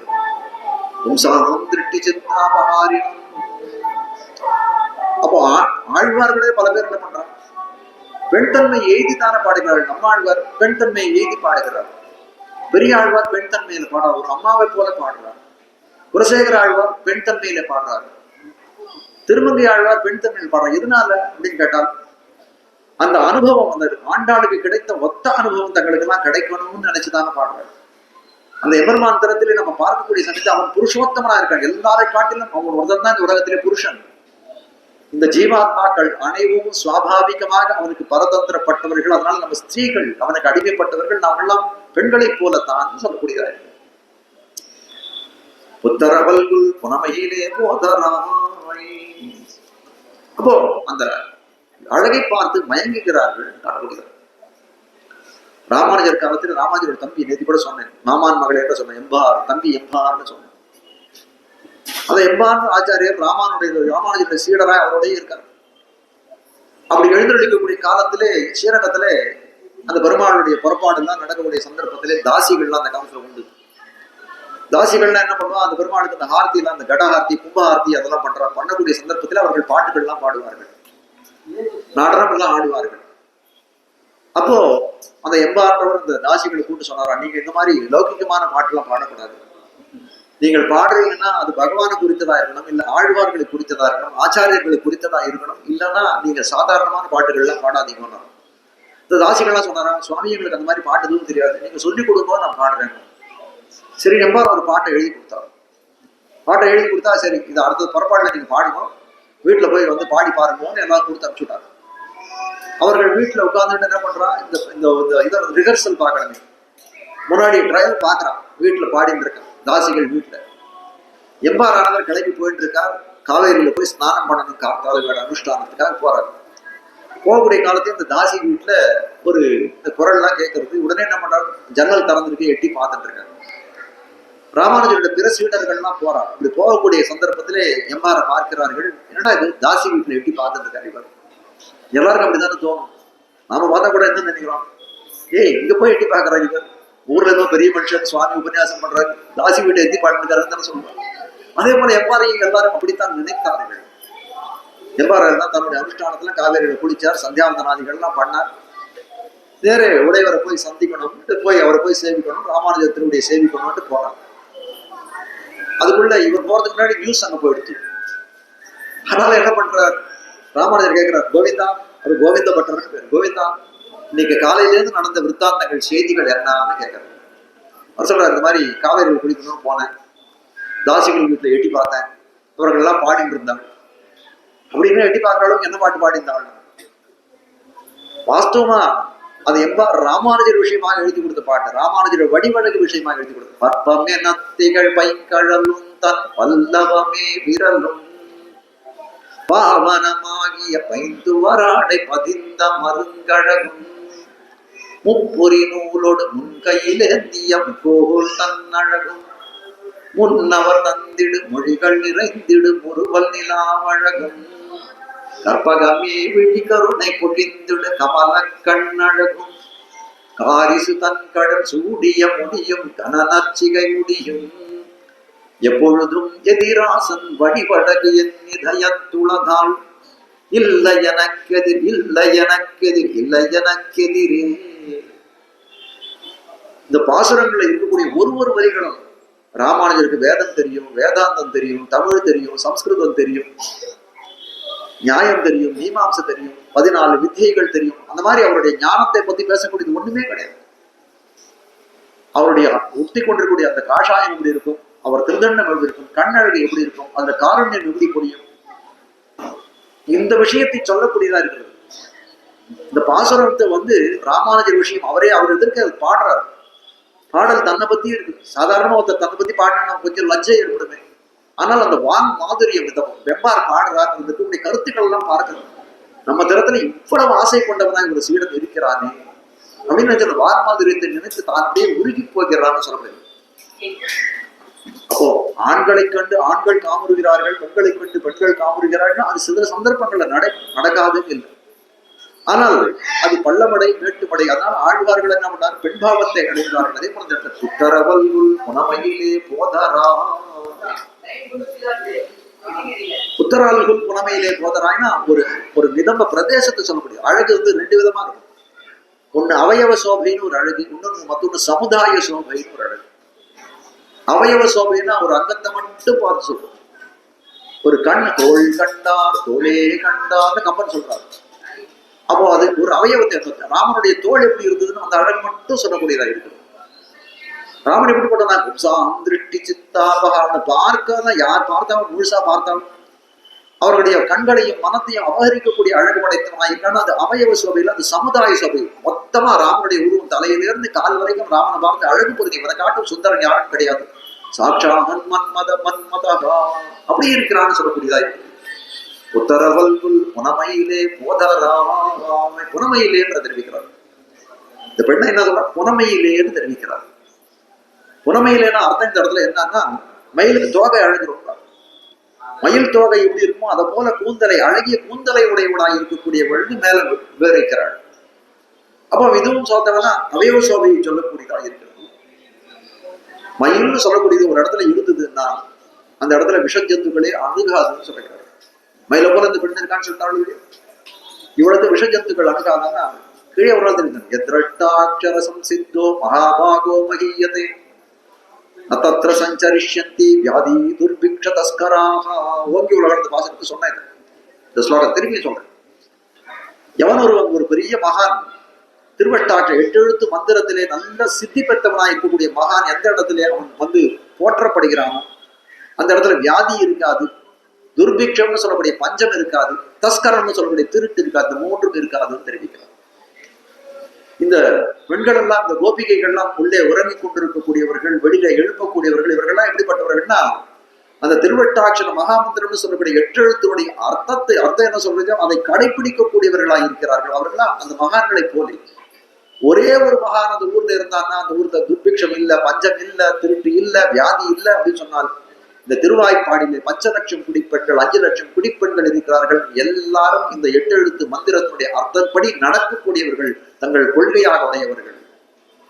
அப்படின்னா அந்த ஊர்ல திருட்டு இருக்குமா, பஞ்சம் இருக்குமா, வியாதி இருக்குமா, எதுவும் இருக்காது. ஒன்னுயிர் உன்னம் விசாதி பகை பசி தீயன எல்லாம் நின்னி உலகில் கடிவான் நேமிக்கிறான் தமருமான். ஒன்னுயிர் ஒன்னும் விசாதி, உயிரை கொல்லக்கூடிய வியாதி, பகை பசி தீ எனவெல்லாம் எல்லாத்தையும் போக்கக்கூடியவர்களாக இருக்கக்கூடியவர்கள் தரக்கூடிய புனமையிலே போதராமா. புனத்தை மயில் சிறப்பிக்குமே. புனம்னா 2 அர்த்தம் காட்டுகிறார்கள். ஒண்ணு தோட்டத்துல இருக்கும், இல்லைன்னா கடல் சார்ந்த பகுதிகளில் இந்த மயில் இருக்கும்னு காட்டுகிறார்கள். புனத்தை எப்படி மயில் சிறப்பிக்கிறதோ, ஒரு தோட்டத்துல ஒரு மயில் இருக்குன்னா எப்படி இருக்குன்னா ரொம்ப அற்புதமா ஆனந்தமா இருக்கு அதை பாக்குறதுக்கு. அந்த தொகை விரித்து ஆடுதுன்னா எவ்வளவு அழகா இருக்கு. அது போல இந்த ஸ்திரீ வனத்தை, எங்களுக்கு இந்த 5 லட்சம் குடிப்பெண்களாகிய இந்த ஸ்திரீ ஆகிய வனத்தை சிறப்பிக்க வல்லவளாய் நீ இருக்கிறாள். அதனால நீ சேர வேண்டும் நம்ம இடத்துலேன்னு அவள் உள்ள உறங்கி கொண்டிருக்கிறவள் எழுப்புகிறார்கள். அவருடனே சொல்றாரு, என்ன புறப்படும் சொல்றாரு. எல்லாரும் வந்துட்டாரான்னு கேட்கிறார். சுற்றத்து தோழிமார் எல்லாரும் சுற்றத்தவர்கள் தோழிமார்கள் அனைவரும் வந்துட்டார்கள். நோன்பு நோக்கணுன்றதுக்காக உன்னை அழைத்து செல்லுவேன் அனைவரும் வந்தோம் இவ்விடத்திலே. இல்லை, சுற்றமாகிய தோழிமார், இவளுக்கு எல்லா தோழிமார்கள் தான் உறவுன்னு சொன்னபடியாய் அப்படிப்பட்ட ஒரு ஆத்ம பந்துத்துவமே தேக பந்துவாய் நினைக்கக்கூடியவள். அப்படிப்பட்டவளுக்கு எல்லாம் சுற்றத்தவராய் ஒரு தோழிமார்கள் அனைவரும் வந்தார்கள். என்ன பண்றான், முற்றம் புகுந்து முகில் வண்ணன் பேர் பாட. முகில் வண்ணன் பேர் பாடல். முகில் வண்ணன் அப்படின்னா முகில்னா மேகத்தை சொல்லக்கூடியது. மேகத்தை ஒரு இடத்துல ஒரு கவிஞன் ஏதாவது இடத்துல மேகம்னு ஒரு வார்த்தையை சொன்னானே, ஆனால் அது சொல்லக்கூடிய விஷயம் என்னவா இருக்குன்னா, அது உள்ளுரை பொருள்னா அந்த கருணையை காட்டக்கூடியது. ஏன்னா மழைன்னு சொல்லக்கூடிய அத்தியாவசியமானது. வாழ உலகினில் பெய்கிறாய், இந்த உலகத்திலே வாழும்படியாய் இருக்கக்கூடிய மழையானது எப்படிப்பட்டதா இருக்குது அப்படின்னு கேட்டால் அது தேவையான மழையா இருக்கு. அப்ப கருணையை தெரிவிக்கக்கூடியதா இருக்கு.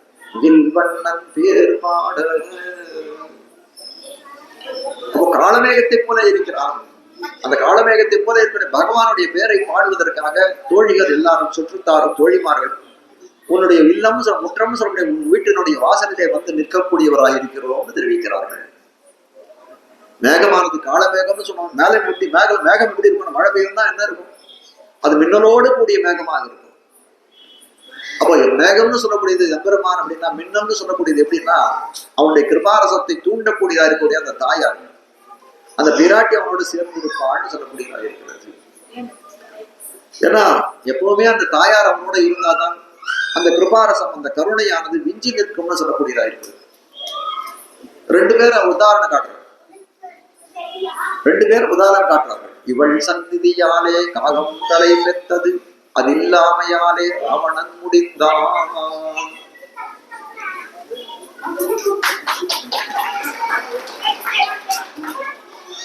அதாவது காக்காசுரன் ஒருத்தன், அவன் என்ன பண்ணான்னா, அந்த சித்திரக்கூட பர்வதத்துல ராமன் வந்து சீதா பிராட்டின மடியில படுத்துக்கிட்டா, அந்த காக்காசுரன் அந்த மாம்சத்துக்கு ஆசைப்பட்டு சீதா பிராட்டினுடைய அந்த மார்பகத்துல போய் வந்து குத்திட்டான். அந்த காக்கா வடிவத்துல வந்தான், அவருடைய அந்த அழகான குத்திட்டான். அப்போ சீதா பிராட்டிய திருமேனியில ஒரு வந்து தீங்கு விளைஞ்சு அப்படியே ரத்தம் பெருக்கிறது. அதை பார்த்துட்டு ராமன் என்ன பண்றான், ஒரு பெரிய பிரம்மாஸ்திரத்தை வந்து அவன் பேர்ல பிரயோகம் பண்ணிடுறான். எல்லா இடத்தும் போறான். வித்தகனே ராமாவோ நின்னபயம் என் அழைப்ப, அத்திரமே கொண்டெறிய அனைத்துலகம் தெரிந்தோடி வித்தகனே ராமாவோ நின்னபயம், எல்லா வீடும் போறான். அந்த காக்காசுரன் யார் அப்படின்னா இந்திரனுடைய பிள்ளை, ஜெயந்தன்னு பேரு. அப்பாவிடத்துல போறான், அம்மாவிடத்துல போறான், ரிஷிகள் கிட்ட போறான். யாருன்னு போனாலும் ராமனுடைய பானத்துக்கு எதிர்த்து நாங்கள் உனக்கு அடைக்கலம் கொடுக்க மாட்டோம்னுட்டான். கடைசியில் என்ன பண்ணான், நின்ன பயம் என்ன, ராமனுடைய காலிலே வந்து விழுந்தான். சீதா பிராட்டி பக்கத்துல இருந்தாள். அப்ப என்ன பண்றான், ஐயோ ராமா உன் காலிலே வந்து விழுந்திருக்கான், அதனால மன்னிச்சு விட்டுடுறான். அதனால பழிச்சு போனான். ராவணன் என்ன பண்ணான், சீதா பிராட்டி அபகாரிச்சானே தவிர அவளை வந்து தொடக்கூட இல்லை. எந்த விதமான தீங்கும் அவளுக்கு செய்யல. அப்படி பார்க்கக்கூடிய சந்தர்ப்பத்திலே இந்த காக்காசுரன் சொல்லக்கூடிய அபராதமானது ரொம்ப பெருசு. ராவணன் பண்ணிருக்கக்கூடிய அபராதமானது ரொம்ப சின்னது. அதை பார்க்க செய்தான். அபராதம் தப்பு இல்லைன்னு சொல்ல முடியாது. பிறர் மனையை கவர்தல்ன்றது பெரிய தப்பு தான். அதை காட்டிலும் பெரிய தப்பு என்ன அப்படின்னு கேட்டால், அந்த கவர்ந்ததும் இல்லாத அந்த திருமையிலேயே அவளுக்கு அந்த திருமையிலேயே தீங்கை விளைவித்தான். அதை பார்க்கதே இந்த ராவணனுடைய தப்பு கொஞ்சம் சின்ன தப்பு தான். ஆனால் பிராட்டி ராவணன் மாண்டு போகக்கூடிய சந்தர்ப்பத்திலே சீதா பிராட்டி அவனோட இல்லை, அதனால மாண்டு போனான்னு சொல்லக்கூடியதா இருக்கு. வாலியை கொண்டானே ராமன். உடனே பலவிதமான தர்மங்கள் இன்னைக்கு பல இடத்துல பட்டிமன்றம் நடந்தது. வாலியை கொண்டது சரியா தவறான, கொன்னவர் கொண்டுட்டார், கொல்லப்பட்டவன் வந்து அதை ஒத்துட்டு போயிட்டார். இன்னைக்கு பட்டிமன்றங்கள் நடக்கிறது, அது கொண்டது சரியா தவறா. பல இது ராமனே பல தர்மங்களை அவனுக்கு தெரிவிக்கிறான். வாலி அதெல்லாம் ஒப்புக்கொள்கிறான். கடைசியில ஒரே ஒரு வார்த்தை தெரிவிக்கிறான். கம்பர் பெருமான் தெரிவிக்கிறான், கோவியல் தர்மமும் உங்கள் குலத்துதித்தோர்கட்கெல்லாம் ஓவியத்தெழுத முன்னா உருவத்தாய் உடமையின் ஆவியை ஜனகண்டத்த அன்னத்தை அமிழ்தின் வந்த தேவியை பிரிந்த பின்னை திகைத்தனை கூடும் செய்கை. ராமாயணம் தெரிஞ்சுட்டான், நீ எதனால என்ன கொண்டுட்டான்னு காரணம் புரிஞ்சு போயிடுத்துட்டான். ஏன் அப்படின்னு கேட்டார், உனக்கு தர்ம நெறி தெரியாத நடிச்சுள்ளன்னு நான் சொல்ல மாட்டேன். ஏன்னா அந்த மனுஸ்மிருதி போன வந்து அந்த தர்ம நெறிகள் எல்லாம் உங்கள் குடும்பத்திலேருந்து தான், உங்க இக்ஷ்வாக வம்சத்திலேருந்து தான் வந்துருக்கு. கோவியல் தர்மம் உங்கள் குலத்துதித்தோர், இக்ஷ்வாக வம்சத்துல இருந்தவங்க தர்ம நெறி தெரியாத இருக்குமா? அது மட்டும் இல்ல, நீ வந்து அந்த தர்ம நெறி தெரிஞ்சவன் மட்டுமா இருக்க. நீ எவ்வளவு அழகா ஓவியத்தெழுத ஒன்னா ஓவியம் படிக்கிறது கூட முடியாது, அப்பேற்பட்ட அழகு படித்தவனா இங்க இருக்கிறாய். ஆனால் நீ ஏன் என்ன பண்ணுது, ஆவியை ஜனகன் பெத்த அன்னத்தை, உனக்கு ஆவி போன்று இருக்கக்கூடிய ஜனகன் பெத்த அம்சப்பட்சியா இருக்கக்கூடிய சீத்தை, அந்த தேவியை அமிழ்தின் வந்த தேவியை, அமிர்தம் போல இருக்கக்கூடிய அந்த தேவியை பிரிந்தாயே, அதனால உனக்கு திகைத்து போயிட்ட, என்ன பண்றதுன்னு தெரியல, என்ன கொண்டுட்டேன். அப்போ எப்படி இருக்கு அப்படின்னு கேட்டால், குணமையில முகில் வண்ணன் பேறுபாட. கிருபாரசம்ன்றது எப்போ இருக்கும், கருணைன்றது எப்போ இருக்குன்னா, பிராட்டி எப்பொழுது அவனோடு சேர்ந்திருக்கிறாளோ அப்பொழுது அந்த கிருபாரசம் பெருகும் சொல்லக்கூடியது. சுற்றத்து தோழிமார் எல்லாரும் வந்து நின் முத்தம் புகுந்து மிகில் வண்ணன் பேர் எல்லாம் நாங்கெல்லாம் வந்து உங்க கூட உங்களுடைய வீட்டுல வாசல்ல வந்து பாடிட்டு இருக்கோம். நீ எப்படி இருக்காங்க? சிற்றாதே பேசாதே, நீ இப்படி படுத்து கிடக்க, ஒரு வார்த்தையும் ஒண்ணும் சொல்லல.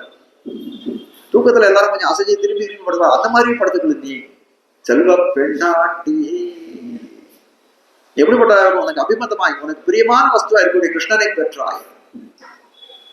நாங்களுக்கு யார் தெரியுமா பிரியம்? கிருஷ்ணனை காட்டிலும் ஒன்னிடத்துல எங்களுக்கு பிரியம். உன்னை நாங்கள் பெறவில்லையே, உன்னை நாங்கள் பெற வேணுமே. அதனால நீ எப்படிப்பட்டவளா இருக்கிறாய்? எங்களுக்கும் செல்வமாய் ஐஸ்வர்யமாய் சொத்தாக இருக்கிறார், கிருஷ்ணனுக்கும் சொத்தாக இருக்கிறாய்.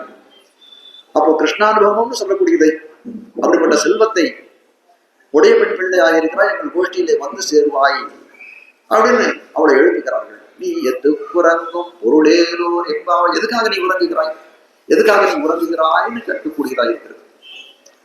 இந்த பாசத்தாலே பூதத்தாழ்வாரை எழுப்பப்படுகிறார்னு காட்டுகிறார்கள். ஒரு 5 நிமிஷத்துல முடிச்சுடுறேன். குத்தமுன் இல்லாதன்ற அந்த விழி எடுத்துக்கிறார். இந்த குத்தமானது எந்த குற்றமும் இல்லாதவர் அப்படின்னு சொல்லக்கூடியதா இருக்கு பூதத்தாழ்வார்.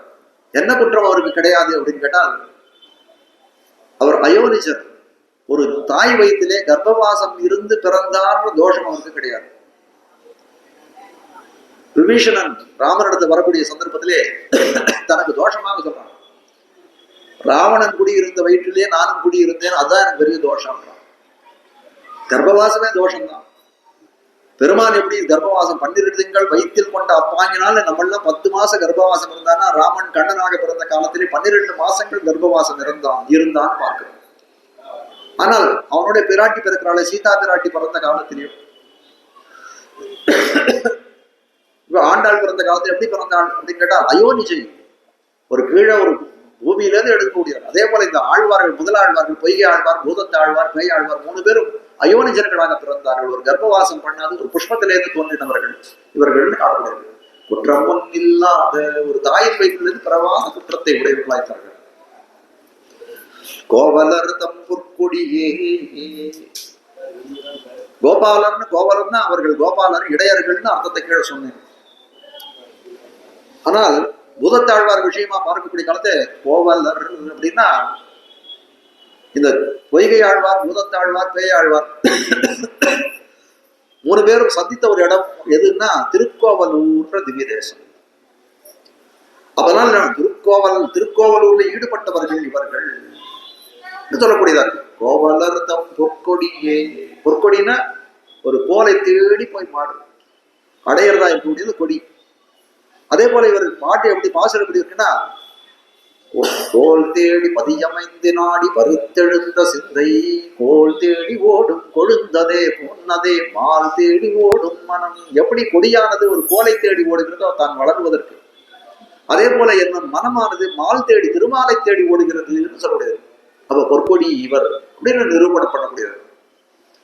செற்றார் திரளழிய சென்று செரு செய்யும் விரோதிகளுடைய அவர்கள் இடத்திலேயே சென்று அவர்களெல்லாம் முடிக்கக்கூடிய சாமர்த்தியம் பெற்றவர்கள் அப்படின்னு ஒரு அர்த்தத்தை தெரிவித்தேன். இவர்கள் பாசப்பாடல் திசையும் பேர்த்தகரனான்குடையான் பேரோதி பேதைகாள் தீர்த்தகர ராமின் தெரிந்து. பகவத் பக்தர்களாக இருக்கக்கூடியவர்கள் என்ன பண்ணணும் அப்படின்னு கேட்டால், யாராவது விரோதிகள் நிமர்மானை பத்தியோ அடியவர்களை பத்தியோ யாராவது ஒருத்தர் தூஷணம் பேசினார்களோ என்ன பண்ணணும் அப்படின்னு கேட்டால், அவர்களை நிரசிக்க வேணும்னு காட்டக்கூடியதா இருக்கு. வெறுப்பொடு சமணர் முண்டர் விதியில் சாத்தியர்கள் நின்பால் ஒரு பரியனகள் பேசில் போவதே நோயதாகி குறிப்பென கடையமாகில் உடுமேல் தலை ஆங்கே அறுப்பதே கருமம் கண்டாய் அரங்கமான கருளானே.